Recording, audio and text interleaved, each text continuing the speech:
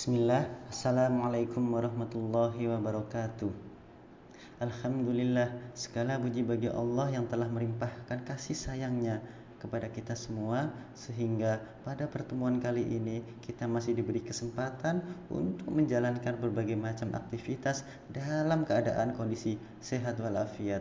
Sesungguhnya Rasulullah mengabarkan kepada kita semua dalam hadis yang diriwayatkan oleh Bukhari. Rasulullah bersabda, dua nikmat yang kebanyakan manusia tertipu dengan keduanya, yaitu kesehatan dan waktu luang.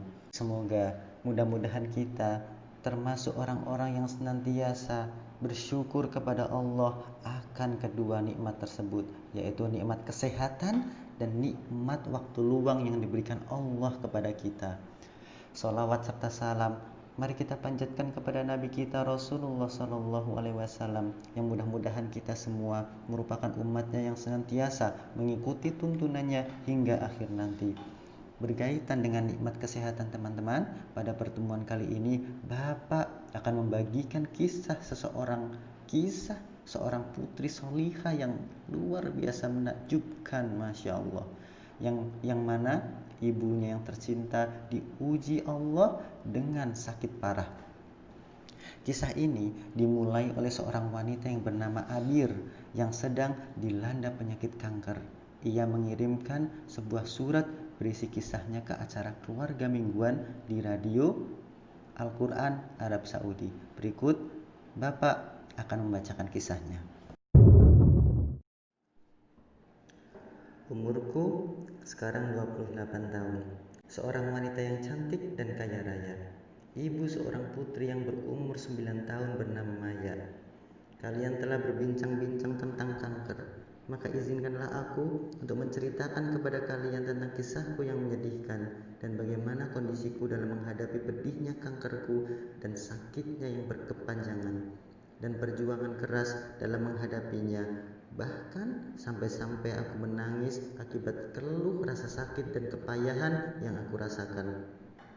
Aku tidak akan lupa saat-saat di mana aku harus menggunakan obat-obat kimia, terutama tatkala pertama kali aku mengkonsumsinya karena khawatir dengan efek dampak buruk yang akan ditimbulkan. Akan tetapi, aku sabar menghadapinya, meskipun hatiku teriris-iris karena gelisah dan rasa takut. Setelah beberapa lama mengkonsumsi obat-obatan kimia, mulailah rambutku berguguran. Rambutku yang sangat indah, yang dikenal oleh orang yang dekat maupun yang jauh dariku. Sungguh, rambutku yang indah tersebut merupakan mahkota yang selalu aku kenakan di atas kepalaku. Akan tetapi, penyakit kankerlah yang menggugurkan mahkotaku. Helai demi helai berguguran di depan kedua mataku. Pada suatu malam, datanglah Maya putriku lalu duduk di sampingku. Ia membawa sedikit manisan kue. Kami pun mulai menyaksikan sebuah acara televisi.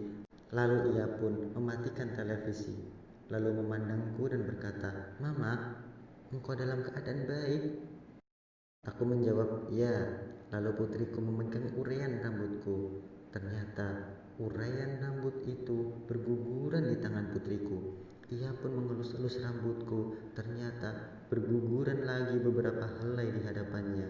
Lalu aku bertanya kepada putriku, Bagaimana menurutmu dengan kondisi ini, wahai Maya?" Ia pun menangis. Lalu ia pun mengusap air matanya dengan kedua tangannya seraya berkata, "Wahai Mama, rambutmu yang gugur ini adalah amalan-amalan kebaikan." Lalu ia pun mulai mengumpulkan rambut-rambutku yang berguguran tadi dan meletakkannya di secari tisu. Aku pun menangis melihatnya hingga teriris-iris hatiku karena tangisanku. Lalu aku pun memeluk dadaku dan aku berdoa kepada Allah agar menyembuhkan aku dan memanjangkan umurku demi mayat putriku ini, dan agar aku tidak meninggal karena penyakitku ini, dan agar Allah menyabarkan aku menahan pedihnya penyakitku ini. Keesokan harinya, aku pun meminta kepada suamiku alat cukur.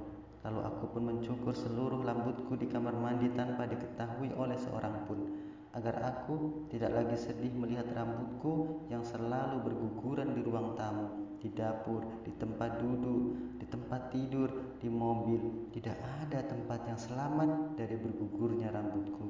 Setelah itu pun aku memakai penutup kepala di rumah. Akan tetapi Maya putriku mengeluhkan hal itu. Lalu ia pun melepas penutup kepalaku. Ia pun terkejut melihat rambutku yang dicukur habis. Ia berkata, "Mama, kenapa engkau melakukan ini? Apakah engkau lupa bahwa aku telah berdoa kepada Allah agar menyembuhkanmu dan agar rambutmu tidak berguguran lagi? Tidakkah engkau tahu bahwasanya Allah pasti akan mengabulkan doaku? Allah akan menjawab permintaanku. Allah tidak menolak permintaanku. Aku telah berdoa untuk Mama dalam sujudku agar Allah mengembalikan rambutmu lebih indah dari sebelumnya, lebih banyak dan lebih cantik. Mama, sudah sebulan aku tidak membeli sarapan pagi di sekolah dengan uang jajanku. Aku selalu menyedekahkan uang jajanku untuk para pembantu miskin di sekolah dan aku meminta kepada mereka untuk mendoakanmu, Mama. Mama, tidakkah engkau tahu bahwasanya aku telah meminta kepada sahabatku agar neneknya yang baik untuk mendoakan kesembuhanmu. Mama, aku cinta kepada Allah dan Dia akan mengabulkan doaku, Mama. Dan Dia tidak akan menolak permintaanku, Mama. Dan Dia akan segera menyembuhkanmu." Mendengar tuturan putriku, aku pun tak kuasa untuk menahan air mataku. Begitu yakinnya ia, begitu kuatnya dan berani jiwanya. Lalu aku pun memeluknya sambil menangis. Putriku lalu duduk dengan kedua lututnya menghadap kiblat dan mengangkat kedua tangannya seraya berdoa agar Allah menyembuhkanku sambil menangis. Ia menoleh kepadaku dan berkata, "Mama, hari ini adalah hari Jumat dan saat ini adalah waktu yang mustajab. Aku berdoa untuk kesembuhanmu. Ustazah hari ini mengabarkan aku tentang waktu mustajab ini. Sungguh, hatiku teriris-iris melihat sikap putriku kepadaku. Aku pun pergi ke kamarku dan tidur. Aku tidak merasa dan tidak terjaga kecuali saat aku mendengar lantunan ayat kursi dan surat Al-Fatihah yang dibaca oleh putriku dengan suara yang merdu dan lembut. Aku merasakan ketentraman, aku merasakan kekuatan, aku merasakan semangat yang lebih banyak lagi. Sudah seringkali aku memintanya untuk membacakan surat Al-Ikhlas, Al-Falaq, dan An-Nas kepadaku jika aku tidak bisa tidur karena rasa sakit yang parah. Aku pun memanggilnya untuk membacakan Al-Quran untukku. Sebulan kemudian, setelah menggunakan obat-obat kimia, aku kembali periksa ke rumah sakit. Para dokter mengabarkan kepadaku bahwa saat ini aku sudah tidak membutuhkan lagi obat-obatan kimia tersebut dan kondisiku telah semakin membaik.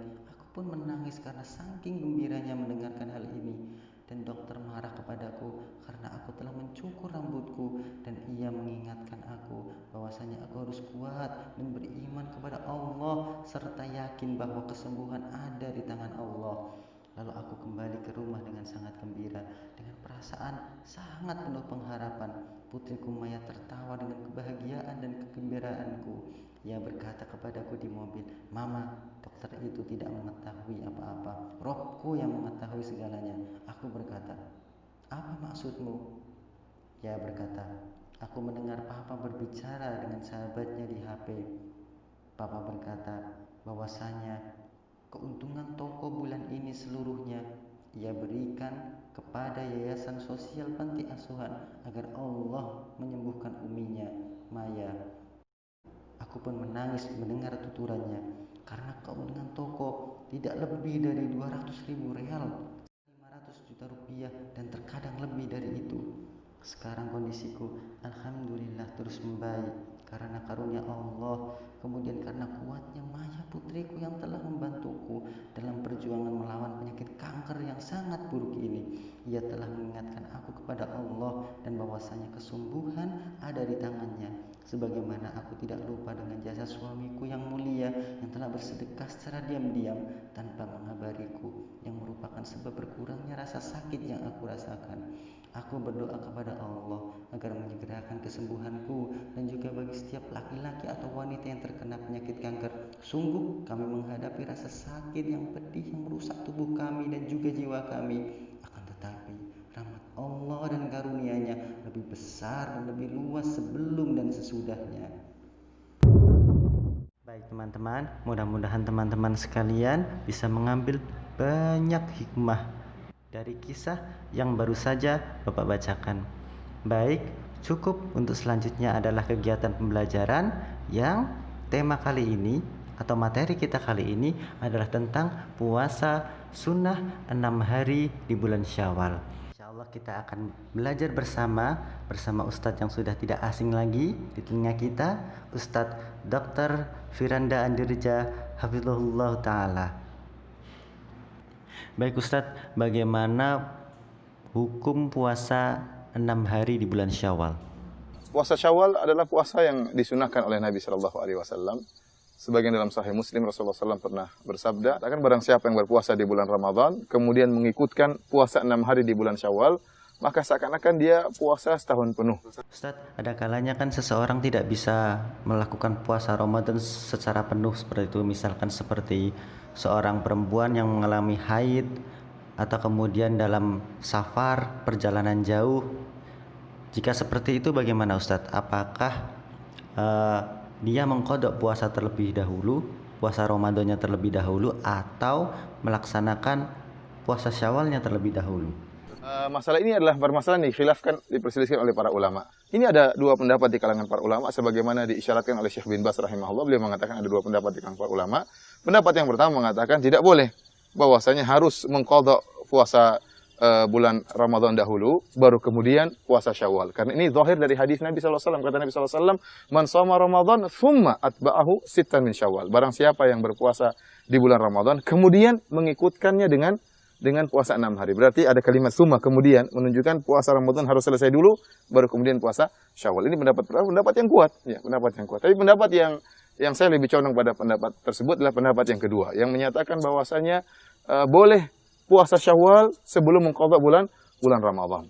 Kenapa? Karena pertama, puasa Ramadan tidak wajib untuk segera untuk diqadha, karena waktu qadha panjang sampai bulan Sya'ban, sampai akhir bulan Sya'ban.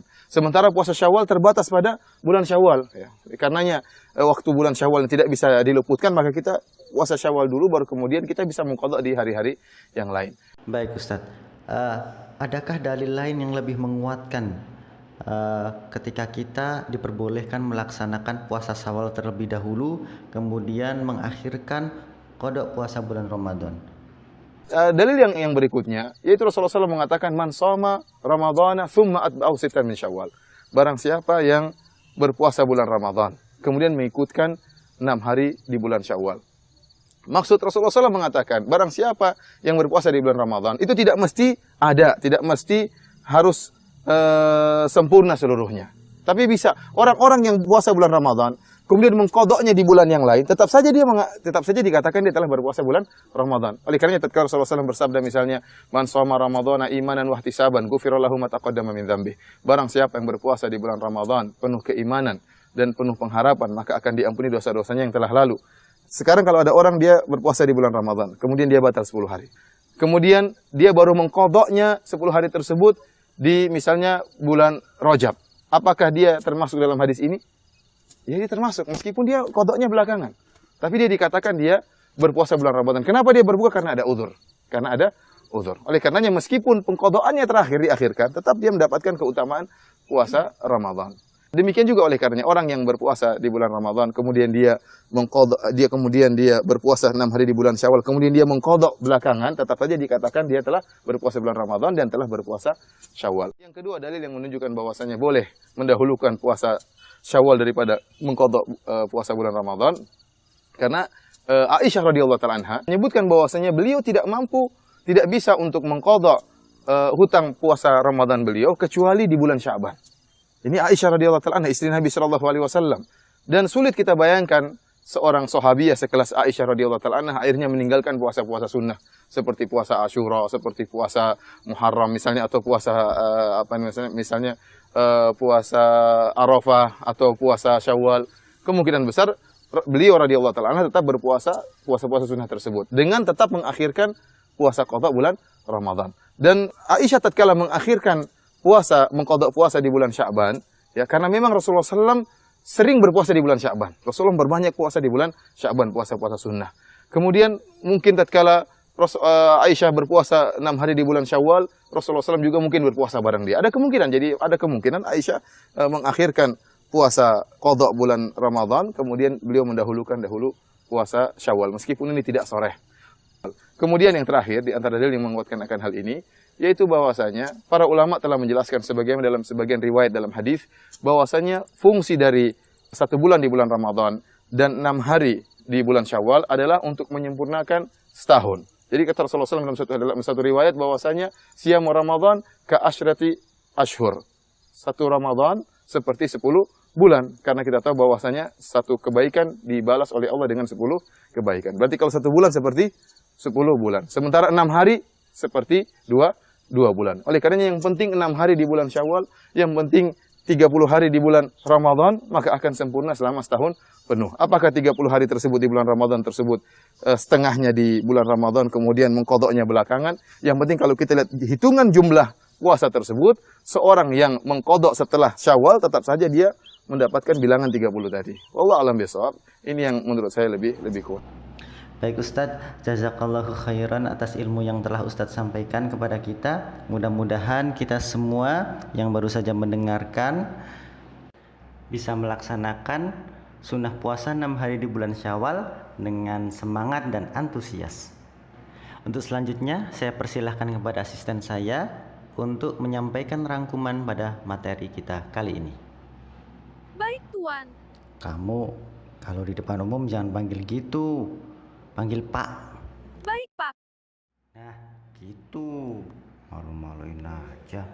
Udah, sekarang ayo segera dibacakan rangkuman materi kita pada kali ini. 1. Puasa 6 hari di bulan Syawal adalah puasa yang disunahkan oleh Rasulullah. 2. Ada perbedaan di kalangan ulama mengenai membayar hutang puasa Ramadan terlebih dahulu, atau puasa 6 hari di bulan Syawal terlebih dahulu. 3. Insya Allah pendapat yang lebih kuat adalah diperbolehkan melaksanakan puasa di bulan Syawal terlebih dahulu, dikarenakan membayar hutang puasa Ramadan bisa dilakukan di bulan lainnya, sedangkan puasa Syawal hanya ada kesempatan melaksanakannya di bulan Syawal. 4. Pahala yang didapat dari puasa Ramadan dan puasa 6 hari di bulan Syawal adalah pahala seperti puasa 1 tahun penuh. Baik teman-teman, itu dia pembahasan pada pertemuan kita kali ini. Mudah-mudahan bisa bermanfaat. Bapak memohon maaf atas segala kesalahan dan kekurangan Bapak, baik yang Bapak sadari maupun tidak Bapak sadari. Mudah-mudahan teman-teman bisa semangat dalam menjalankan sunnah-sunnah Rasulullah SAW di bulan Syawal ini. Semoga Allah memberikan kemudahan. Sekian dari Bapak. Mari kita tutup bersama-sama pelajaran kita pada kali ini dengan memohon ampunan Allah serta dengan memujinya dengan doa kafaratul majelis. Subhanakallahumma wa bihamdik asyhadu an la ilaha illa anta astaghfiruka wa atubu ilaik. Wabillahi taufiq wal hidayah. Assalamualaikum warahmatullahi wabarakatuh.